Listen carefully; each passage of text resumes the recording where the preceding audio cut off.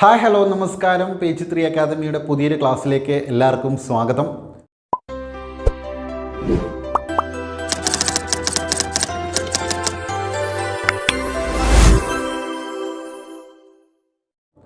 നമ്മൾ മോക്ക് ടെസ്റ്റുകൾ നമ്മൾ ചെയ്തു, നവോത്ഥാനത്തിൻ്റെ മോക്ക് ടെസ്റ്റ് നമ്മൾ ചെയ്തു അല്ലേ. അത് നമ്മൾ ഒരു ടോപ്പിക്ക് ബേസ്ഡ് ആയിട്ടുള്ള മോക്ക് ടെസ്റ്റ് ആയിരുന്നു. പക്ഷേ ഇന്ന് നമ്മൾ നമ്മുടെ സിലബസിൽ LP UP സിലബസിൽ പറയുന്ന കുറേയധികം മേഖലകൾ എടുത്തിട്ട് നമുക്ക് മിക്സഡ് ആയിട്ടുള്ള കുറച്ച് ക്വസ്റ്റ്യൻസ് ഉൾപ്പെടുത്തിയിട്ടുള്ള ഒരു മോക്ക് ടെസ്റ്റ് ചെയ്യാം. കാരണം നമ്മളൊരു മേഖല ഒരു ടോപ്പിക്ക് ചെയ്യുമ്പോൾ നിങ്ങൾ ആ ടോപ്പിക്ക് ഓക്കെ ആയിരിക്കും അല്ലേ. ചിലർ ആ ടോപ്പിക്ക് അല്ല, ഇപ്പോൾ നമ്മൾ മൊത്തമായിട്ട് ചെയ്യുമ്പോൾ നമുക്ക് ഓവറോൾ ഏതൊക്കെ മേഖലകളെക്കുറിച്ച് നമുക്കൊരു ധാരണയുണ്ട്. അപ്പോൾ മിക്സഡായിട്ട് നമുക്ക് എന്ത് ചെയ്യാം, മോക്ക് ടെസ്റ്റ് സീരീസ് നമുക്ക് ചെയ്യാം, ടോപ്പിക്കായിട്ട് നമുക്ക് മോക്ക് ടെസ്റ്റുകളൊക്കെ ചെയ്യാം. അതുപോലെ തന്നെ പ്രീവിയസ് ക്വസ്റ്റ്യൻസ് നമ്മൾ മുൻകാലങ്ങളിൽ ചോദിച്ചിട്ടുള്ള ചോദ്യങ്ങളുണ്ടല്ലോ, അത് റിലേറ്റഡ് ആയിട്ടുള്ള കാര്യങ്ങളൊക്കെ ആയിട്ട് അങ്ങനെ നമുക്ക് പഠിച്ചു പോകാം. ഓക്കെ, അതായത് ഒരു കൃത്യമായിട്ടുള്ളൊരു ടോപ്പിക് എന്ന് പറയുമ്പോൾ ചിലപ്പോൾ നിങ്ങളതെല്ലാം അങ്ങനെ എല്ലാ ടോപ്പിക്കും നിങ്ങൾ പഠിച്ചിട്ടുണ്ടാവും. പക്ഷേ ഇത്തരത്തിൽ നിങ്ങൾ മോക്ക് ടെസ്റ്റുകളും അത്തരത്തിൽ അതിൻ്റെ റിവിഷനൊക്കെ ചെയ്യുമ്പോഴാണ് എന്ത് ചെയ്യുന്നത്, നിങ്ങൾ കുറച്ചുകൂടി ഏതൊക്കെ ലെവലിൽ നിങ്ങളുടെ പഠനം എത്തി എന്നുള്ളതിനെ പറ്റി നിങ്ങൾക്ക് വിലയിരുത്താൻ സാധിക്കുന്നത്. നമ്മൾ ഓപ്ഷൻ വെച്ചിട്ടുള്ളത് നമ്മൾ ചെയ്യുന്നുണ്ട്. ഇനി നമുക്ക് ഓപ്ഷൻ വെക്കാതെ ഉള്ളതൊക്കെ നമുക്ക് എന്ത് ചെയ്യാം. ഓപ്ഷൻ വെക്കാതെ ക്വസ്റ്റ്യൻസ് മാത്രമായിട്ട് നമുക്ക് എന്ത് ചെയ്യാം, റിവിഷൻ ചെയ്ത് തരാം. ഓക്കെ, നിങ്ങൾ പഠിച്ച കാര്യങ്ങൾ നമ്മൾ റിവൈസ് ചെയ്യുക. നിങ്ങൾ എന്തൊക്കെ പഠിച്ചു, എവിടെയൊക്കെ എത്തി, നിങ്ങളുടെ പഠനം നിങ്ങൾക്ക് സ്വയം വിലയിരുത്താനായിട്ട് സാധിക്കുമല്ലോ അത്തരത്തിൽ. ഓക്കെ അല്ലേ. അപ്പോൾ ഇന്ന് നമ്മൾ ചെയ്യാനായിട്ട് പോകുന്നത് മിക്സഡ് മോക്ക് ടെസ്റ്റിൻ്റെ സീരീസിൽ ഫസ്റ്റ് പാർട്ടാണ്. ഇതിനകത്ത് നമ്മൾ 10 ചോദ്യങ്ങളാണ് ഉൾപ്പെടുത്തിയിട്ടുള്ളത്. അതിൽ സ്റ്റേറ്റ്മെൻറ്റ് ടൈപ്സ് ഉള്ളതുകൊണ്ട് അല്ലാത്തതുണ്ട്. അപ്പോൾ നിങ്ങൾ ചെയ്യേണ്ട ഒരു കാര്യം എന്ന് പറയുന്നത് ഒരു പേനയും പേപ്പർ എടുക്കുക. അപ്പോൾ നിങ്ങൾ എന്ത് ചെയ്യുക, ഇനി നിങ്ങൾ നമ്മുടെ പേജ് 3 അക്കാദമിയുടെ ഇത്തരത്തിൽ യൂട്യൂബ് ചാനലിൽ വരുന്ന മോക്ക് ടെസ്റ്റുകൾ ചെയ്യാനായിട്ടുള്ള ഒരു ബുക്ക് സെപ്പറേറ്റ് മാറ്റി വയ്ക്കുക. അതാവുന്ന സമയത്ത് നിങ്ങൾക്ക് അതിനകത്ത് തന്നെ എഴുതാം, സ്വയം വിലയിരുത്താനായിട്ട് സാധിക്കും, അറിയാത്ത ചോദ്യങ്ങൾ എഴുതി വെക്കാനായിട്ട് സാധിക്കും, പുതുതായിട്ട് കേൾക്കുന്ന ചോദ്യങ്ങൾ എന്ത് ചെയ്യാൻ പറ്റും, അതിനകത്ത് എഴുതി വെക്കാനായിട്ട് പറ്റും. ശരി, ഓക്കെ അല്ലേ. സോ നമുക്ക് എന്ത് ചെയ്യാം, നമ്മുടെ മോക്ക് ടെസ്റ്റിലേക്ക് കിടക്കാം. ടെസ്റ്റിലേക്ക് കിടക്കുന്നതിന് മുന്നോടിയായിട്ട് ആദ്യമായിട്ടാണ് നിങ്ങൾ നമ്മുടെ ചാനൽ കാണുന്നതെങ്കിൽ ചാനലൊന്ന് സബ്സ്ക്രൈബ് ചെയ്യുക. അതുപോലെ തന്നെ ഈ വീഡിയോ ഇഷ്ടപ്പെടുകയാണെങ്കിൽ ഈ വീഡിയോയ്ക്ക് താഴെ കാണുന്ന ലൈക്ക് ബട്ടൺ ക്ലിക്ക് ചെയ്ത് വീഡിയോ ഒന്ന് ലൈക്ക് ചെയ്യുക. അതുപോലെ തന്നെ നിങ്ങളുടെ മാർക്ക് എന്ത് ചെയ്യുക, കമൻറ്റ് ചെയ്യുക. ഓക്കെ അല്ലേ. അതുകൂടാതെ മറ്റൊരു പ്രധാനപ്പെട്ട കാര്യം, നമ്മുടെ ക്രിസ്മസ് സ്പെഷ്യൽ ബാച്ച്, ക്രിസ്മസ് 25-ാം തീയതിയാണ്, ഡിസംബർ 25. നമുക്കറിയാം തിങ്കളാഴ്ചയാണ്. തിങ്കളാഴ്ച നമ്മുടെ LP UPക്ക് വേണ്ടിയിട്ടുള്ള crash batch, Christmas special batch ആരംഭിക്കുന്നുണ്ട്. അപ്പോൾ ജോയിൻ ചെയ്യാൻ താല്പര്യമുള്ളവർ ചൂടെ കാണുന്ന നമ്പറിൽ വിളിച്ച് കഴിഞ്ഞാൽ ജോയിൻ ചെയ്യാൻ സാധിക്കുന്നതാണ്. സോ നമുക്ക് നമ്മുടെ ടെസ്റ്റിലേക്ക് കിടക്കാം. ഫസ്റ്റ് ക്വസ്റ്റ്യൻ നോക്കാം. ഫസ്റ്റ് ക്വസ്റ്റ്യൻ എന്ന് പറയുന്നത് മലബാർ കലാപത്തിൻ്റെ പ്രധാന നേതാക്കൾ ആരെല്ലാം എന്നുള്ളതാണ് നമ്മുടെ ചോദ്യം. ആദ്യം നമ്മൾ ചോദ്യം മാത്രമാണ് വായിച്ചു പോകുന്നത്, അവസാനമാണ് നമ്മൾ ഉത്തരത്തിലേക്ക് എടുക്കുക. അപ്പോൾ നിങ്ങൾ ഏതാണ് ശരി എന്നുള്ള രീതിയിൽ നമ്മൾ എപ്പോഴും ചെയ്യുന്ന പോലെ തന്നെ. ഓക്കെ, അപ്പോൾ മലബാർ കലാപത്തിൻ്റെ പ്രധാന നേതാക്കൾ ആരെല്ലാം എന്നുള്ളതാണ് നമ്മുടെ ചോദ്യം. നോക്കുക, വാര്യംകുന്നത്ത് കുഞ്ഞഹമ്മദ് ഹാജി, സീതിക്കോയ തങ്ങൾ, അലി മുസലിയാർ, അബ്ദുൽ ഖാദർ മൗലവി. 4 ഓപ്ഷനുണ്ട്. അപ്പോൾ ഇതിൽ ആരൊക്കെ എന്നുള്ളതാണ്. ഓപ്ഷൻ A ആണോ, ഓപ്ഷൻ B ആണോ, C ആണോ, D ആണോ. ഓക്കെ, അപ്പോൾ സമയം കൂടുതൽ വേണ്ടവർ എന്ത് ചെയ്യുക, നമ്മൾ എപ്പോഴും പറയുന്ന പോലെ തന്നെ വീഡിയോയുടെ ലെങ്ത്ത് കൂടാതിരിക്കാൻ വേണ്ടിയിട്ടാണ് വീഡിയോ പോസ് ചെയ്തോളൂ, നിങ്ങൾക്ക് സ്ക്രീനിൽ കാണാൻ സാധിക്കുമല്ലോ. ഓക്കെ, നമ്മൾ അടുത്ത ക്വസ്റ്റ്യനിലേക്ക് പോവുകയാണ്. അടുത്ത ക്വസ്റ്റ്യൻ, ഹൊയാങ്ഹോ നദിക്കരയിൽ ഉടലെടുത്ത സംസ്കാരം ഏതാണ്. ഹൊയാങ്ഹോ നദിക്കരയിൽ ഉടലെടുത്ത സംസ്കാരം ഏതാണെന്നുള്ളതാണ്. നോക്കുക, ടിബറ്റൻ സംസ്കാരം, ചൈനീസ് സംസ്കാരം, മെസപ്പൊട്ടാമിയൻ സംസ്കാരം, സുമേറിയൻ സംസ്കാരം. ഓക്കെ, നമ്മുടെ സിലബസിൽ പറയുന്നൊരു മേഖല തന്നെയാണിത്. ഓക്കെ, അപ്പോൾ സംസ്കാരങ്ങളെക്കുറിച്ചിട്ട് നമ്മൾ പറയാനുണ്ട്. ആ ഒരു മേഖലയിൽ നിന്നുള്ളൊരു ചോദ്യമാണ്. എഴുതിയിട്ടാണെന്ന് വിചാരിക്കുന്നു. സമയം വേണ്ട, ഒരു പോസ് ചെയ്തോളൂ. അടുത്ത ക്വസ്റ്റ്യൻ, ചുവടെ കൊടുത്തിരിക്കുന്ന പ്രസ്താവനകളിൽ പരിശോധിച്ച് ശരിയായ ഓപ്ഷൻ തിരഞ്ഞെടുക്കുക എന്നുള്ളതാണ്. ഓക്കെ, ഓപ്ഷൻസ് നോക്കാം. ഹിമാലയം എന്ന വാക്കിനർത്ഥം മഞ്ഞിൻ്റെ വാസസ്ഥലം എന്നാണ് ആദ്യത്തെ പ്രസ്താവന. രണ്ടാമത്തേത്, ചലിക്കുന്ന മഞ്ഞുമാളികൾ ഹിമാനികൾ എന്നറിയപ്പെടുന്നു, രണ്ടാമത്തെ പ്രസ്താവനയാണത്. ഇനി മൂന്നാമത്തേത്, ഏഷ്യയുടെ വാട്ടർ ടവർ എന്നറിയപ്പെടുന്നത് ഹിമാലയമാണ്. 3 പ്രസ്താവനകളാണുള്ളത്.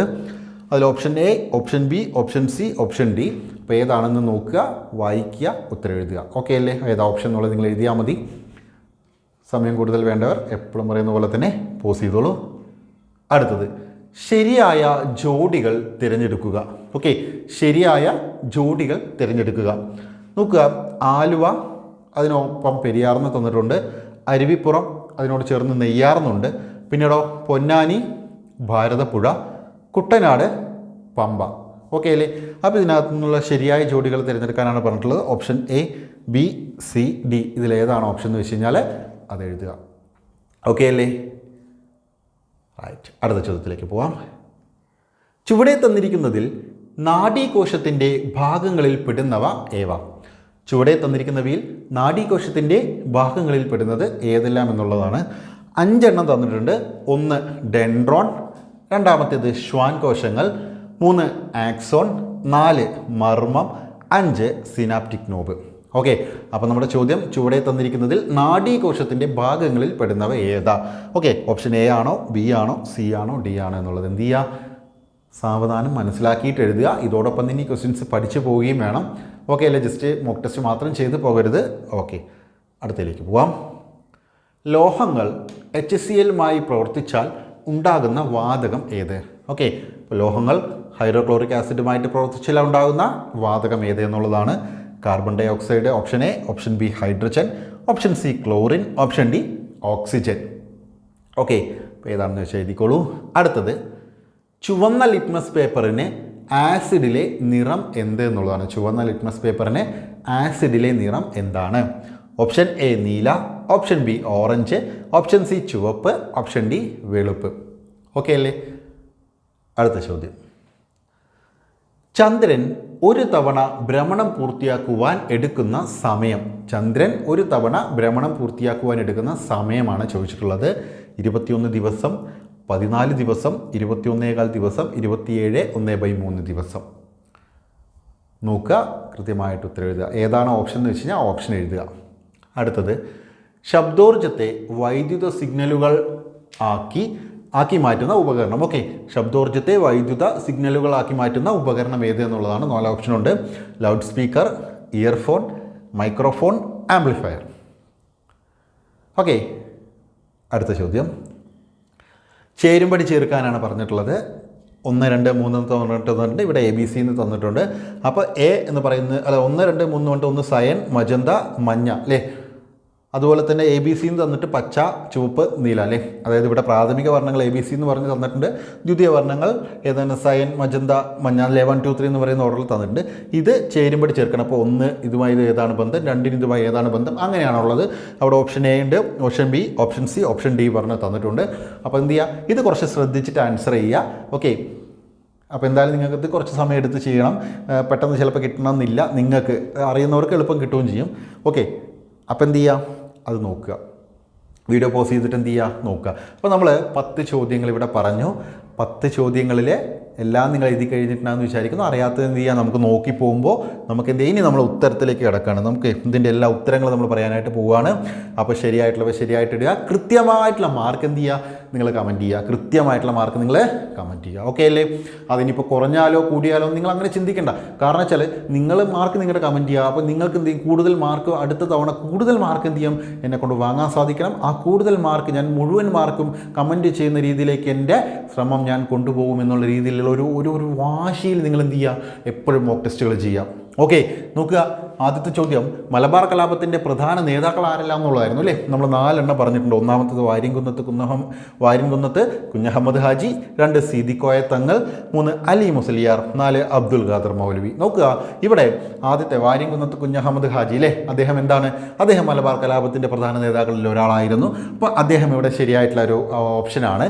രണ്ടാമത്തത് സീദിക്കോയ തങ്ങൾ, ശരിയല്ലേ? ശരിയാണ്. അദ്ദേഹവും എന്താണ്, മലബാർ കലാപത്തിൻ്റെ പ്രധാന നേതാക്കളിൽ ഒരാൾ തന്നെയായിരുന്നു. അതുപോലെ തന്നെ അലി മുസലിയാർ. പക്ഷേ അബ്ദുൽ ഖാദർ മൗലവി എന്ന് പറയുന്നത് എന്തല്ല, ഈ പറയുന്ന മലബാർ കലാപത്തിൻ്റെ പ്രധാന നേതാക്കളിൽ പെട്ടതല്ല. അപ്പോൾ ആ ഓപ്ഷൻ തെറ്റാണ്. ഓക്കെ, അപ്പോൾ ആ ഓപ്ഷൻ തെറ്റാണ്. അപ്പോൾ നമ്മുടെ ഓപ്ഷൻ 1 2 3 എന്ന് പറയുന്നത് ഏതെല്ലാമാണുള്ളത് നോക്കുക. ഇവിടെ ഓപ്ഷൻ ബി 1 2 3 അല്ലേ ശരി എന്നുള്ളത്. അപ്പോൾ ഇവിടുത്തെ ഉത്തരം എന്ന് പറയുന്നത് ബി ആണ്. 1 2 3 എന്നിവയാണ് ഏതാണ് ഇവിടെ മലബാർ കലാപത്തിൻ്റെ പ്രധാന നേതാക്കളിൽ പെടുന്നത്. അപ്പോൾ ഇത് ഇവിടെ തന്നെ പഠിച്ചു പോവുക. മലബാർ കലാപത്തിൻ്റെ പ്രധാന നേതാക്കൾ ആരെല്ലാമാണ്? വാര്യൻകുന്നത്ത് കുഞ്ഞഹമ്മദ് ഹാജി, സീദിക്കോയ തങ്ങൾ, അലി മുസ്ലിയാർ. ഓക്കെ അല്ലേ? അടുത്ത രണ്ടാമത്തെ ചോദ്യം, ഹൊയാങ്ഹോ നദിക്കരയിൽ ഉടലെടുത്ത സംസ്കാരം ഏതാണ്? ഹൊയാങ്ഹോ നദിക്കരയിൽ ഉടലെടുത്ത സംസ്കാരം ഏതാണ്? അത് ചൈനീസ് സംസ്കാരമാണ്. ഹൊയാങ്ഹോ നദിക്കരയിൽ ഉടലെടുത്ത സംസ്കാരം ചൈനീസ് സംസ്കാരമാണ്. ഓക്കെ അല്ലേ? അടുത്തത്, ചുവടെ കൊടുത്തിരിക്കുന്ന പ്രസ്താവനകൾ പരിശോധിച്ച് ശരിയായ ഓപ്ഷൻ തിരഞ്ഞെടുക്കുക എന്നുള്ളതാണ്. നോക്കുക, ഇവിടെ ഹിമാലയം എന്ന വാക്കിനർത്ഥം മഞ്ഞിൻ്റെ വാസസ്ഥലം. ഇവിടെ തന്നെ പഠിച്ചു വെക്കോളൂ. ഹിമാലയം എന്ന് പറയുന്ന വാക്കിൻ്റെ അർത്ഥം എന്താണ്? മഞ്ഞിൻ്റെ വാസസ്ഥലം തന്നെയാണ്. അപ്പോൾ നമ്മളോട് ഇവിടെ പറഞ്ഞിട്ടുള്ളത് നോക്കുക. ക്വസ്റ്റ്യൻ നമ്മൾ ആദ്യം ശ്രദ്ധിക്കണം. ചുവടെ കൊടുത്തിരിക്കുന്ന പ്രസ്താവനകളിൽ പരിശോധിച്ചിട്ട് ശരിയായ ഓപ്ഷൻ നിങ്ങൾ മനസ്സിലാക്കേണ്ടതും ശരിയായത്, ശരിയല്ലാത്തത്, തെറ്റായത് എന്നൊക്കെ ചോദിക്കും. അപ്പോൾ നിങ്ങൾ ആദ്യം വായിക്കേണ്ടത് ഈ ഒരു ഭാഗമായിരിക്കണം എന്താണ് ക്വസ്റ്റ്യനിൽ പറയുന്നത് പ്രസ്താവന നോക്കുന്നതിന് മുന്നേ. ഓക്കെ, എന്നിട്ട് നോക്കുക ശരിയായ ഓപ്ഷനാണ് തിരഞ്ഞെടുക്കാൻ പറഞ്ഞിട്ടുള്ളത്. അപ്പോൾ നമുക്ക് മനസ്സിലായി ഹിമാലയം എന്ന വാക്കിൻ്റെ അർത്ഥം മഞ്ഞിൻ്റെ വാസസ്ഥലം എന്നല്ലേ? അതെ, അപ്പോൾ ആ പ്രസ്താവന ശരിയാണ്. അപ്പോൾ ഒന്നാമത്തെ പ്രസ്താവന ശരിയാണ്. ഓക്കെ, അപ്പോൾ അത് പഠിച്ചു വെക്കുക. രണ്ടാമത്തേത് ചലിക്കുന്ന മഞ്ഞുപാളികൾ ഹിമാനികൾ എന്നറിയപ്പെടുന്നു. ശരിയല്ലേ? ചലിക്കുന്ന മഞ്ഞുപാളികളെയാണ് എന്തെന്ന് പറയുന്നത്? ഹിമാനികൾ എന്ന് പറയുന്നത്. അപ്പോൾ ആ ഓപ്ഷനും ശരിയാണ്, ആ പ്രസ്താവനയും ശരിയാണ്. അടുത്തത് ഏഷ്യയുടെ വാട്ടർ ടവർ എന്നറിയപ്പെടുന്നത് ഹിമാലയമാണ്. ആണോ? അതെ. അപ്പോൾ നിങ്ങളിവിടെ പഠിച്ചോളൂ, ഏഷ്യയുടെ വാട്ടർ ടവർ എന്നല്ലേ? ഏഷ്യയുടെ വാട്ടർ ടവർ എന്നറിയപ്പെടുന്നത് എന്താണ്? അത് ഹിമാലയം തന്നെയാണ്. അപ്പോൾ 1, 2, 3 എല്ലാ പ്രസ്താവനകളും ശരിയാണ്. ഇവിടെ 1, 2, 3 എന്ന് പറയുന്നതിന് പകരം ഇവയെല്ലാം എന്ന് പറയുന്ന ഓപ്ഷൻ ഡി ആണ് നമുക്കിവിടെ ശരിയായിട്ട് പറയുന്നത് അല്ലേ? അപ്പോൾ എന്താണ് ഹിമാലയം എന്ന വാക്കിൻ്റെ അർത്ഥം? മഞ്ഞിൻ്റെ വാസസ്ഥലം. ചലിക്കുന്ന മഞ്ഞുപാളികളാണ് ഹിമാനികൾ എന്നറിയപ്പെടുന്നത്. ഏഷ്യയുടെ വാട്ടർ ടവർ എന്നറിയപ്പെടുന്നത് ഹിമാലയമാണ്. അപ്പോൾ ആ 3 കാര്യങ്ങളും ഹിമാലയവുമായി ബന്ധപ്പെട്ട് പഠിച്ചു വെക്കുക. ഇവിടെ ഓപ്ഷൻ ഡി ആണ് ശരിയാക്കിയിട്ടുണ്ടാകുമെന്ന് പ്രതീക്ഷിക്കുന്നു. അടുത്ത ശരിയായ ജോഡികൾ തിരഞ്ഞെടുക്കാനാണ് പറഞ്ഞിട്ടുള്ളത്. ആലുവ തന്നിട്ട് പെരിയാർ എഴുതിയിട്ടുണ്ട്. അരുവിപ്പുറം, നെയ്യാറ്, പൊന്നാനി, ഭാരതപ്പുഴ, കുട്ടനാട്, പമ്പ. നിങ്ങൾക്ക് മനസ്സിലായിട്ടുണ്ടാകും ഇത് കുറച്ച് സ്ഥലങ്ങളുടെ പേരാണ്, അതുപോലെ തന്നെ ഇത് നദികളുടെ പേരാണ്. അത് എങ്കിലും മനസ്സിലായല്ലോ അല്ലേ? അപ്പോൾ ഇങ്ങനെ തരുന്ന സമയത്ത് നോക്കുക എന്താണ് ഇവ തമ്മിലുള്ള ബന്ധത്തെക്കുറിച്ചൊന്നും നിങ്ങൾ മനസ്സിലാക്കുക. ഓക്കെ, ആലുവ അല്ലേ? ആലുവ അല്ലേ? പെരിയാർ തരുമ്പോൾ ആലുവയുടെ തീരത്തല്ലേ പെരിയാറിൽ അല്ലേ? പെരിയാറിൻ്റെ തീരത്തല്ലേ ആലുവ? അപ്പോൾ പെരിയാറിൻ്റെ തീരത്താണ് ആലുവ എന്ന് പറയുന്നത്. ആ ഒരു ഇത് ശരിയായ ജോഡിയാണ്. നമ്മളോട് പറഞ്ഞിട്ടുള്ള ശരിയായ ജോഡി കണ്ടെത്താനാണ് അല്ലേ? അപ്പോൾ ഇവിടെ ആലുവ, പെരിയാർ അത് തമ്മിൽ ബന്ധമുണ്ട് അല്ലേ? ഈ പെരിയാറിൻ്റെ തീരത്താണ് ആലുവ. ശരിയല്ലേ? ശരിയാണ്. അടുത്ത് അരുവിപ്പുറം, നെയ്യാർ നദിയുമായി ബന്ധപ്പെട്ടല്ലേ? അരുവിപ്പുറം പ്രതിഷ്ഠ, നെയ്യാറിന് കല്ലെടുത്ത് എന്നൊക്കെ പറഞ്ഞ് നമ്മൾ പഠിച്ചിട്ടില്ലേ ശ്രീനാരായണ ഗുരുവൊക്കെ പഠിക്കുന്ന സമയത്ത്? അപ്പോൾ നെയ്യാർ എന്ന് പറയുന്നത് നെയ്യാർ നദിയുടെ തീരത്താണ് അരുവിപ്പുറം സ്ഥിതി ചെയ്യുന്നത്. അപ്പോൾ അത് ശരിയാണ്. ഇനിയോ ഭാരതപ്പുഴ അല്ലേ? പൊന്നാനി ഭാരതപ്പുഴയുടെ തീരത്ത് സ്ഥിതി ചെയ്യുന്ന സ്ഥലമാണ് പൊന്നാനി. ശരിയാണോ? അതും ശരിയായിട്ടുള്ളൊരു കാര്യമാണ്. ഇനി പമ്പ അല്ലേ? കുട്ടനാട് പമ്പ ബന്ധമുണ്ടോ? നോക്കുക, കുട്ടനാട് അല്ലേ? പമ്പയുടെ തീരത്ത് സ്ഥിതി ചെയ്യുന്നത് എന്താണ്? കുട്ടനാട് പമ്പയുടെ തീരത്ത് തന്നെയാണ് സ്ഥിതി ചെയ്യുന്നത്. അപ്പോൾ നമ്മുടെ ഈ പറയുന്ന 4 ഓപ്ഷനുകളും എന്താണ് ഇവിടെ ശരിയാണ്. ആലുവ പെരിയാറിൻ്റെ തീരത്താണ്, അരുവിപ്പുറം നെയ്യാറിൻ്റെ തീരത്താണ്, പൊന്നാനി ഭാരതപ്പുഴയുടെ തീരത്താണ്, കുട്ടനാട് പമ്പയുടെ തീരത്താണ്. എല്ലാ ഓപ്ഷനും ശരിയായിട്ടുള്ളത് ഇവിടെ ഇവയെല്ലാം എന്ന് പറയുന്നതാണ്. ഓപ്ഷൻ ഡി ആണ് നമുക്കിവിടെ ശരിയായിട്ടുള്ളത്. Option D. ഓക്കെ അല്ലേ? അടുത്തത് 5-ാമത്തേത് ചുവടെ തന്നിരിക്കുന്നതിൽ നാഡീകോശത്തിൻ്റെ ഭാഗങ്ങളിൽ ഉൾപ്പെടുന്നവയാവ. ഓക്കെ, നാഡീകോശത്തിൻ്റെ ഭാഗങ്ങളിൽ ഉൾപ്പെടുന്നത് ഏതെല്ലാം എന്നുള്ളതാണ്. നോക്കുക, ഡെൻഡ്രോൺ അല്ലേ? ഡെൻഡ്രോൺ നാഡീകോശം. നാഡി എന്ന് പറയുമ്പോൾ തന്നെ ഇങ്ങനെ ആലോചിക്കുക, ഒരു വലുത് ഇങ്ങനെ ഒരു നീളത്തിലുള്ള ഒരു സാധനം മണ്ണിലേക്ക് കൊണ്ടുവരിക. ഡെൻഡ്രോൺ നിങ്ങളവിടെ പഠിച്ചിട്ടുണ്ടാവില്ലേ? നോക്കുക, അപ്പോൾ ഇവിടെ പറഞ്ഞിട്ടുള്ളത് മെയിനായിട്ട് നിങ്ങൾ നോക്കേണ്ടത് ഭാഗങ്ങളിൽ ഉൾപ്പെടുന്നവ. കണ്ടോ? ഭാഗങ്ങളിൽ പെടുന്നവ അല്ലെങ്കിൽ ഉൾപ്പെടുന്നവ എന്നുള്ള രീതിയിലാണ് പറഞ്ഞിട്ടുള്ളത്. അപ്പോൾ ഡെൻഡ്രോൺ നാഡീകോശത്തിൻ്റെ ഭാഗമാണ്. ശ്വാൻ കോശങ്ങൾ നിങ്ങൾ പഠിച്ചിട്ടുണ്ടാവും, അത് നാഡീകോശത്തിൻ്റെ ഭാഗമാണ്. ആക്സോൺ നാഡീകോശത്തിൻ്റെ ഭാഗമാണ്. ഇനി ആക്സോണായിട്ട് തന്നാലും നാഡീകോശത്തിൻ്റെ ഭാഗമാണ് അല്ലേ? മർമ്മം നാഡീകോശത്തിൻ്റെ ഭാഗമായിട്ട് വരുന്നത് തന്നെയാണ് അല്ലേ? കോശത്തിൻ്റെ ഭാഗമല്ലേ മർമ്മം അല്ലേ? കോശത്തിൽ മർമ്മമല്ലേ? അപ്പോൾ നാഡീകോശം മർമ്മം അല്ലേ? കോശം എന്നല്ലേ നമ്മളോട് പറയുന്നത്. ഇനി സിനാപ്റ്റിക് നോബ് എന്താണ്? സിനാപ്റ്റിക് നോബ്, സിനാപ്സ് എന്നൊക്കെ പറഞ്ഞ് നമ്മൾ പഠിച്ചിട്ടില്ലേ? Synaptic knob. അപ്പോൾ അതെന്താണ്? നാഡീകോശത്തിൻ്റെ ഭാഗമാണ്. അപ്പോൾ ഇവിടെ എല്ലാം ശരിയാണ് അല്ലേ? അപ്പോൾ എല്ലാം ശരിയാണ്. അപ്പോൾ നിങ്ങളിവിടെ കോശത്തിൻ്റെ ഭാഗങ്ങളും പഠിച്ചു കഴിഞ്ഞു ഈ ഒരു ചോദ്യത്തിലൂടെ അല്ലേ? കോശത്തിൻ്റെ ഭാഗങ്ങൾ ഡെൻഡ്രോൺ ഉണ്ട്, ശ്വാൻ കോശങ്ങൾ, ആക്സോൺ ഉണ്ട്, മർമ്മം ഉണ്ട്, സിനാപ്റ്റിക് നോബ് ഉണ്ട്, സിനാപ്സ് ഉണ്ട്, ആക്സോണൈറ്റ് ഉണ്ട് അല്ലേ? അപ്പോൾ അങ്ങനെ ഒരുപാട് കാര്യങ്ങൾ, മൈലിൻ ഷീത്ത് ഒക്കെ നിങ്ങൾ പഠിക്കണം അല്ലേ? അപ്പോൾ ഇവിടെ ഇത്രയും കാര്യങ്ങൾ, ഈ 5 കാര്യങ്ങളിൽ എന്താണ്? ഇതെല്ലാം കോശത്തിൻ്റെ ഭാഗങ്ങളാണ്. അപ്പോൾ നമുക്ക് പറയാൻ സാധിക്കും 1, 2, 3, 4, 5 ഇവയെല്ലാം എന്നുള്ളൊരു ഓപ്ഷൻ അവിടെ ഉണ്ടോ എന്ന് നോക്കുക. ഇല്ല. അപ്പോൾ ഇവിടെ ഉണ്ട് 1, 2, 3, 4, 5 എന്ന് പറയുന്ന എല്ലാം ശരി എന്നുള്ള അർത്ഥത്തിൽ ഓപ്ഷൻ സി ആണ് നമ്മുടെ ഉത്തരമായിട്ട് വരുന്ന. 5-ാമത്തത് സി ആണ്. 6 നോക്കുക, ലോഹങ്ങൾ HCl-മായി പ്രവർത്തിച്ചാൽ ഉണ്ടാകുന്ന വാതകം അല്ലേ? ഒരുപാട് പരീക്ഷകളിൽ PSC ചോദിക്കുന്ന ഒരുപാട് പരീക്ഷകളിൽ വരുന്നൊരു ചോദ്യമാണിത് അല്ലേ? ഇവിടെ നിങ്ങൾക്ക് ലോഹങ്ങൾ HCl-മായി പ്രവർത്തിച്ചാൽ ഉണ്ടാകുന്ന HCl എന്ന് വെച്ചാൽ ഹൈഡ്രോക്ലോറിക് ആസിഡ്. ഓക്കെ, അപ്പോൾ ഇവിടെ ഇതല്ലാത്ത രീതിയിൽ വരുന്നൊരു ചോദ്യം എന്ന് പറയുമ്പോൾ ലോഹങ്ങൾ ആസിഡുമായി പ്രവർത്തിച്ചാൽ ഉണ്ടാകുന്ന വാതകം അങ്ങനെയും ചോദിക്കാം അല്ലേ? അപ്പം നിങ്ങൾ മനസ്സിലാക്കേണ്ട കാര്യം, ലോഹങ്ങളും അല്ലേ? ഈ ലോഹങ്ങൾ ആസിഡുമായിട്ട്, അതായത് മെറ്റൽസ് ആസിഡുമായിട്ട് പ്രവർത്തിച്ചാൽ നോക്കുക, വെറുതെ ഒന്നും എഴുതാം. മെറ്റൽസ് അല്ലേ? മെറ്റൽസ് എന്തുമായിട്ട്? ആസിഡുമായിട്ട് പ്രവർത്തിച്ചാൽ എന്തുണ്ടാവും? അവിടെ നമുക്ക് കിട്ടുന്നത് ഹൈഡ്രജൻ ആണ് എന്നുള്ള കാര്യം, ഹൈഡ്രജൻ ആണ് എന്നുള്ള കാര്യം ഓക്കെ മനസ്സിലാക്കി വെക്കുക. ഓക്കെ അല്ലേ? ക്ലിയർ? ക്ലിയർ ആയിട്ടാണെന്ന് വിചാരിക്കുന്നു. അപ്പോൾ ഇവിടെ ലോഹങ്ങൾ HCl അഥവാ ഹൈഡ്രോക്ലോറിക് ആസിഡുമായിട്ട് പ്രവർത്തിച്ചാൽ ഉണ്ടാകുന്ന വാതകം ഏതാണ്? അത് ഹൈഡ്രജനാണ്. ഇനി നമുക്ക് ലോഹങ്ങൾ ആസിഡുമായി പ്രവർത്തിച്ചാൽ ഉണ്ടാകുന്ന വാതകം ചോദിച്ചാലും എന്ത് തന്നെയാണ്? അത് ഹൈഡ്രജൻ തന്നെയാണ്. അപ്പോൾ ഹൈഡ്രോക്ലോറിക് ആസിഡ് ആയാലും സൾഫ്യൂരിക് ആസിഡ് ആയാലും ഏത് ആസിഡായാലും സിട്രിക് ആസിഡ് ആയാലും ഏത് ആസിഡ് തന്നാലും ലോഹങ്ങൾ ആസിഡുമായിട്ട് പ്രവർത്തിച്ചാൽ എന്തുണ്ടാവും? അവിടെ ഹൈഡ്രജൻ വാതകം ഉണ്ടാവും എന്നുള്ള കാര്യം നിങ്ങൾ മനസ്സിലാക്കി വെക്കുക. ഓക്കെ അല്ലേ? ഓക്കെ. അടുത്തത്, ചുവന്ന ലിറ്റ്മസ് പേപ്പറിന് ആസിഡിലെ നിറം എന്ത് എന്നുള്ളതാണ്. ചുവന്ന ലിറ്റ്മസ് പേപ്പറിന് ആസിഡിലെ നിറം എന്താണ്? ഓക്കെ. അപ്പോൾ നമ്മൾ ലിറ്റ്മസ് പേപ്പർ ചുവന്ന ലിറ്റ്മസ് പേപ്പർ എടുത്തിട്ട് നമ്മൾ ആസിഡിൽ മുക്കിയാൽ ഏത് നിറം കിട്ടും? ആൽക്കലിയിൽ മുക്കിയാൽ ഏത് നിറം കിട്ടും എന്ന് പറഞ്ഞിട്ട് നമ്മൾ പഠിച്ചിട്ടുണ്ടാവും അല്ലേ? അപ്പോൾ ചുവന്ന ലിറ്റ്മസ് പേപ്പറാണ് ആസിഡിലാണ് മുക്കുന്നത്. അപ്പോൾ ഏത് ലിറ്റ്മസ് പേപ്പർ ആയാലും ചുവപ്പായാലും നീലയായാലും ആസിഡിൽ മുക്കുമ്പോൾ എന്തേ കിട്ടുള്ളൂ? ചുവപ്പേ കിട്ടുള്ളൂ എന്നുള്ള കാര്യം മനസ്സിലാക്കുക. അപ്പോൾ ഓപ്ഷൻ സി ആണ് നമ്മുടെ ഉത്തരം.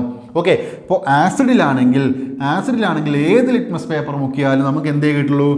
റെഡാണ് കിട്ടുക. ഓക്കെ. അപ്പോൾ നീലയാണെങ്കിലും ചുവന്ന ലിറ്റ്മസ് പേപ്പർ ആണെങ്കിലും ആസിഡിൽ ചുവന്ന ലിറ്റ്മസ് പേപ്പർ ചുവപ്പ് തന്നെയായിരിക്കും. എന്നാൽ നീല ലിറ്റ്മസ് പേപ്പറോ അതും ചുവപ്പ് തന്നെയായിരിക്കും. എന്നാൽ ആൽക്കലിയിൽ എടുക്കുകയാണെന്നുണ്ടെങ്കിൽ ആൽക്കലിയിൽ അല്ലെങ്കിൽ ബേസിൽ എന്തായിരിക്കും? നമ്മൾ ചുവപ്പാണെങ്കിലും അതല്ല നീലയാണെങ്കിലും അവിടെ ബ്ലൂ തന്നെയാണ്. ഓക്കെ, ബ്ലൂ തന്നെയാണ് എന്ന കാര്യം എന്ത് ചെയ്യുക? ഒന്ന് മനസ്സിലാക്കി വെക്കുക. അത്രയേ ഉള്ളൂ. അപ്പോൾ നിങ്ങൾ ഏതെങ്കിലും ഒരെണ്ണം പഠിച്ചാൽ മതി. ഇതിപ്പോൾ എല്ലാം കൂടെ നിങ്ങൾ പഠിക്കേണ്ട. ഓക്കെ, നിങ്ങളിത് പഠിക്കേണ്ട, ഇത് പഠിച്ചാൽ മതി. ആസിഡിൻ്റെ കാര്യം മാത്രം പഠിച്ചാൽ മതി. അതിൻ്റെ നേരെ ഓപ്പോസിറ്റ് ഇല്ലേ ആൽക്കലി. ആസിഡ് എന്ന് പറയുമ്പോൾ തന്നെ ഒരു ഭീകരം അല്ലെ, ഒരു ചുവന്ന ഒരു സിമ്പിൾ അതിന് കൊടുത്തോളൂ നിങ്ങൾ ആസിഡിന്. അപ്പോൾ എന്താണ് ആസിഡിനകത്ത് മുക്കുന്നത്? ഇത് കേട്ടോ ഈ രീതിയിലാണ്. മറ്റ് ഇപ്പോൾ നമ്മൾ ഫിനോൾ ആസിഡിലും ഒക്കെ ചോദിച്ചു കഴിഞ്ഞാൽ നിങ്ങൾ വേറെയാണ് പറയേണ്ടത്. അത് നമ്മൾ പഠിക്കാം. ഇവിടെ നോക്കുക, ഇവിടെ ലിറ്റ്മസ് പേപ്പറിൻ്റെ കേസിൽ ആസിഡിൽ ലിറ്റ്മസ് പേപ്പർ നീല മുക്കിയാലും ചുവപ്പ് മുക്കിയാലും ചുവപ്പ് കളർ തന്നെയാണ്. ആൽക്കലിയുടെ കേസിൽ അത് നീലയാണ് എന്നുള്ള കാര്യത്തിൽ. അപ്പോൾ ഇവിടെ എന്താണ്? ചുവന്ന ലിറ്റ്മസ് പേപ്പർ ആസിഡിലാണ്, ആസിഡിൽ അത് ചുവപ്പ് തന്നെയാണ് എന്ന കാര്യം എന്ത് ചെയ്യുക?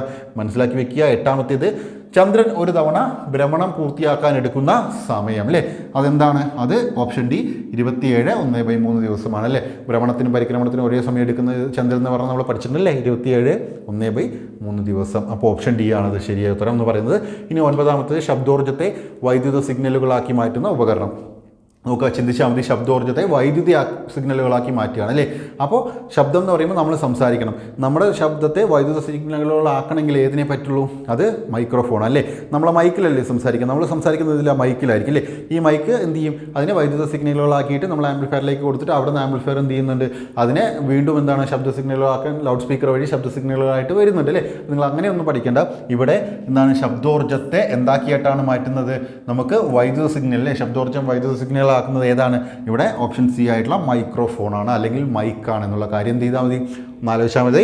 ഇവിടെ 9ാമത്തേതിൻ്റെ ഉത്തരം എന്ന് പറയുന്നത് ഓപ്ഷൻ സി ആണ്. അടുത്ത 10ാമത്തെ ചോദ്യം, ചേരും പഠിച്ചെടുക്കുക. ഇവിടെ ചിലർക്കെങ്കിലും കൺഫ്യൂഷൻ വന്നിട്ടുണ്ടാകും, എല്ലാവരുടെയും കേസല്ല, ചിലർക്ക്.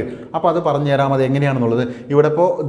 ഇവിടെ പറഞ്ഞിട്ടുള്ളത്, ഇവിടെ ദ്വിതീയ വർണ്ണങ്ങൾ തന്നിട്ടുണ്ട്, ഇവിടെ പ്രാഥമിക വർണ്ണങ്ങൾ തന്നിട്ടുണ്ട്. പ്രാഥമിക വർണ്ണങ്ങൾ അറിയാലോ അല്ലേ? പച്ച, നീല, ചുവപ്പ്, പനിച്ചുവാണ് പ്രാഥമിക വർണ്ണങ്ങൾ. ആ 2 പ്രാഥമിക വർണ്ണങ്ങൾ ചേർന്നുണ്ടാകുന്ന ഒരു വർണ്ണമാണ് ദ്വിതീയ വർണ്ണം എന്ന് പറഞ്ഞ് നമ്മൾ പഠിച്ചിട്ടുണ്ട്. അപ്പോൾ ഇതിൽ 2 വർണ്ണങ്ങൾ ചേരുമ്പോൾ ഈ ഒരു വർണ്ണമായിട്ട് മാറും. ഓക്കെ, അങ്ങനെയാണ്. അതെന്താണെന്ന് കൃത്യമായിട്ട് പറഞ്ഞു തരാം. അപ്പോൾ ഇവിടെ എങ്ങനെയാണ് ഇത് ചേരും പഠിച്ചെടുക്കേണ്ടത് എന്ന് വെച്ച് കഴിഞ്ഞാൽ, ഇവിടെ നിങ്ങൾ മനസ്സിലാക്കണം, ഒരു ദ്വിതീയ വർണ്ണം എന്ന് പറയുമ്പോൾ അതിനകത്ത് 2 പ്രാഥമിക വർണ്ണങ്ങൾ ഉണ്ടാവും അല്ലേ? ഇതൊരു ദ്വിതീയ വർണ്ണമാണ്. സയൻ എന്ന് പറയുന്നത് ദ്വിതീയ വർണ്ണമാണ്. മജന്ത എന്ന് പറയുന്നത് 2 പ്രാഥമിക വർണ്ണങ്ങൾ ചേർന്നുണ്ടാകുന്ന ഒരു വർണ്ണമാണ് മജന്ത. അതൊരു ദ്വിതീയ വർണ്ണമാണ്. മഞ്ഞ ദ്വിതീയ വർണ്ണമാണ് അല്ലേ? അപ്പോൾ ഈ മഞ്ഞ എടുക്കുന്ന സമയത്ത് അതിൽ 2 പ്രാഥമിക വർണ്ണങ്ങൾ ഉണ്ടാവും. ആ 2 പ്രാഥമിക വർണ്ണങ്ങളും അതിൽ പെടാത്ത ഒരു പ്രാഥമിക വർണ്ണവും ചേരുമ്പോൾ അതെന്താവും? ധവളപ്രകാശം അല്ലെങ്കിൽ വെള്ളയായി മാറും. മനസ്സിലാക്കേണ്ടത് ഒന്നുമില്ല, 3 പ്രാഥമിക വർണ്ണങ്ങൾ കൂടി ചേരുമ്പോൾ അത് വെള്ളയാവും. അത്രയേ ഉള്ളൂ. അപ്പോൾ അതാണ് ഇവിടെ എന്ത് ചെയ്യുന്നത്? നമുക്കിതിനെ വെള്ള എന്നുള്ള രീതിയിലേക്ക് ഇതാക്കണം. ഇത് മനസ്സിലാക്കാൻ, എളുപ്പത്തിൽ മനസ്സിലാക്കാൻ നമ്മൾ പണ്ട് ഒരു സാധനം ത്രികോണത്തിൽ, അത് ഞാൻ നിങ്ങളുടെ ക്ലാസ്സിൽ തന്നെ പറഞ്ഞു തന്നിട്ടുണ്ട്, നമ്മുടെ LPP മാരത്തോണിൽ തന്നെ പറഞ്ഞു തന്നിട്ടുണ്ട്. ഇങ്ങനെ ഒരു ത്രികോണം വരയ്ക്കുക, അതിനൊരു കോഡ് കൂടിയുണ്ട്. ഗാന്ധിജിയുടെ അല്ലെങ്കിൽ ഗിരീശൻ്റെ, എങ്ങനെ വേണമെങ്കിൽ നമുക്ക് പറയാം, ജി വന്നാൽ മതി. നോക്കുക, ഗിരീശൻ്റെ 2ാം ഭാര്യ, ഗിരീശൻ്റെ 2ാം ഭാര്യ നമ്മളിങ്ങനെ എഴുതി. ഇത് ഞാൻ ഓൾറെഡി ഒരു ക്ലാസ്സിൽ പറഞ്ഞിട്ടുള്ളതാണ്. ഈ ഒരു ക്വസ്റ്റ്യൻ നിങ്ങൾക്ക് മനസ്സിലാവാൻ വേണ്ടി ഒന്നുകൂടി എഴുതാണ്. ഗിരീശൻ്റെ 2ാം ഭാര്യ. ഓക്കെ, ഇനി യമുനയിൽ മുങ്ങിച്ചത്തു. നോക്കുക, യമുനയിൽ മുങ്ങിച്ചത്തു. നമ്മളത് മംഗ്ലീഷിൽ എഴുതില്ലേ? ഗിരീശൻ്റെ എന്ന് ജിയിലല്ലേ? 2ാം എഴുതുമ്പോൾ മംഗ്ലീഷിൽ 6 വെച്ചിട്ടല്ലേ എഴുതുക? ഓക്കെ, 2ാം ഭാര്യ എന്ന് എഴുതുമ്പോൾ BARYA, അതാണ് ഇവിടെ ഉദ്ദേശിച്ചത് കേട്ടോ. ഗിരീശൻ്റെ 2ാം ഭാര്യ എന്ന് എഴുതുക. അതിനുശേഷം ഇവിടെ നിന്ന് തന്നെ തുടങ്ങുക, യമുനയിൽ മുങ്ങി ചത്തു, MU, മുങ്ങി ചത്തു, CHA THU അങ്ങനെ എഴുതില്ലേ? മംഗ്ലീഷ്, അങ്ങനെ ആലോചിക്കാം. ഇനി നിങ്ങൾ മനസ്സിലാക്കേണ്ട കാര്യം, ഈ പറയുന്ന ഈ കോണായിട്ടുള്ള ഈ ഭാഗങ്ങളുണ്ടല്ലോ 1 2 3 ഈ ഭാഗങ്ങളിൽ എന്താണ് പ്രാഥമിക വർണ്ണങ്ങളാണ്. നോക്കൂ, ഗ്രീന് അല്ലേ, പച്ച, റെഡ്, ചുവപ്പ്, ബ്ലൂ, നീലയാണ് എഴുതിയിട്ടുള്ളത്. ഇനി ഇവിടെ എഴുതിയിട്ടുള്ളത് യെല്ലോ, മഞ്ഞ, മജന്ത, അതുപോലെ തന്നെ സയാൻ, ഇതാണ് കിട്ടിയിട്ടുള്ളത്. ഓക്കെ, ഇത്രയും മനസ്സിലായല്ലോ. ഈ ഒരു ത്രികോണം വരച്ചു, ഈ അറ്റങ്ങൾ ആദ്യം തുടങ്ങി ഇവിടുന്ന് ഗിരീഷൻ്റെ 2ാം ഭാര്യ എന്ന് എഴുതി, അതിനുശേഷം യമുന വൈ മുങ്ങി ചത്തു എന്ന് പറഞ്ഞിട്ട് എഴുതി. അപ്പോൾ ഈ പറയുന്ന കോർണർ ഭാഗത്ത് എഴുതിയിട്ടുള്ള പ്രാഥമിക വർണ്ണങ്ങൾ, അതിൻ്റെ സെൻറ്ററായിട്ട് എഴുതിയിട്ടുള്ള ദ്വിതീയ വർണ്ണങ്ങൾ, അത്രയേ ഉള്ളൂ. ഇനി ഇവിടെ ഗ്രീനും റെഡും, അതായത് പച്ചയും ചുവപ്പും അല്ലേ, പച്ചയും ചുവപ്പും ചേർന്നാൽ നമുക്ക് യെല്ലോ ആണ് ലഭിക്കുക. റെഡും ബ്ലൂവും അല്ലേ, ചുവപ്പും നീലയും നമുക്ക് ചേർന്നാൽ നമുക്ക് മജന്ത ലഭിക്കും. ഇനിയോ ബ്ലൂവും ഗ്രീനും അല്ലേ, ബ്ലൂവും ഗ്രീനും അല്ലേ, നീലയും പച്ചയും ചേർന്നാൽ സിയാൻ ലഭിക്കും. അപ്പോൾ നമ്മൾ മനസ്സിലാക്കേണ്ടത് ഗ്രീനും റെഡും ചേർന്നാൽ നമുക്ക് യെല്ലോ കിട്ടി. ഓക്കെ, ഇനി ഇതിൽ പെടാത്ത പ്രാഥമിക വർണ്ണം എന്ന് പറയുന്നത് ബ്ലൂ ആണ് അല്ലേ. അപ്പോൾ ആ ബ്ലൂ കൂടി ചേരുമ്പോൾ അത് വൈറ്റായി മാറും. അതായത് ഈ പറയുന്ന ഗ്രീനും ബ്ലൂവും റെഡും കൂടെ ചേർന്നാൽ എന്തായി മാറും? 3 പ്രാഥമിക വർണ്ണങ്ങൾ. ഈ 3 പ്രാഥമിക വർണ്ണങ്ങൾ കൂടി ചേരുമ്പോൾ അത് വെള്ളയായി മാറുന്നു ചിന്തിക്കുക. അപ്പോൾ ഇതിൽ സയാൻ എന്ന് പറയുമ്പോൾ സീനകത്ത് ബ്ലൂവും ഗ്രീനും അടങ്ങിയിട്ടുണ്ട്. ഇതിൽ പെടാത്ത വർണ്ണം എന്ന് പറയുമ്പോൾ നമ്മൾ എന്ത് ചെയ്യുക? ഇവിടെ നിന്നുണ്ടല്ലോ ഈ സിയാൻ എന്ന് നേരെ വരച്ച് നോക്കിക്കേ. ഇത് 2 ഇതിൽ ഉൾപ്പെട്ടതാണ്, ഉൾപ്പെടാത്തത് റെഡാണ് അല്ലേ. അപ്പോൾ സിയാൻ, റെഡ്. ഇപ്പോൾ സിയാൻ എന്ന് പറയുന്നത് ഏതാണ്? സിയാൻ അങ്ങനെയൊക്കെ പറയാം അല്ലേ. ഇത് റെഡ് അഥവാ ചുവപ്പിലേക്ക് നമുക്ക് ജോയിൻ ചെയ്യാം. കാരണം സിയാൻ എന്ന് പറയുമ്പോൾ ബ്ലൂവും ഗ്രീനും ചേർന്നതാണ്.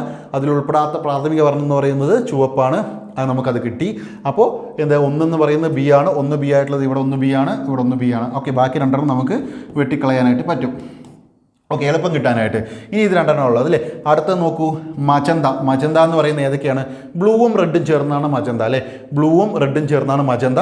അപ്പോൾ മജന്തയിൽ നിന്ന് എന്ത് ചെയ്യുക? നേരെ വരച്ച് കഴിഞ്ഞാൽ അടുത്ത് നമുക്ക് ഇതിൽ പെടാത്ത ഗ്രീൻ കിട്ടിയില്ലേ. നോക്കുക, അപ്പോൾ മജന്ത എന്ന് പറയുന്നത് ഗ്രീൻ അഥവാ പച്ച അല്ലേ. അപ്പോൾ 2 എന്ന് പറയുന്നത് എ ആണ്. 2A ഉള്ളത് ഏതാണ്? ഇത് 2A ആണോ? അല്ല. ഇത് 2A ആണോ? അതെ അല്ലേ. അപ്പോൾ ഇവിടെ വെട്ടിപ്പോയി, നമ്മുടെ ഉത്തരം കിട്ടി. 3ാമത്തെ നോക്കുകയാണെങ്കിൽ മഞ്ഞ അല്ലേ.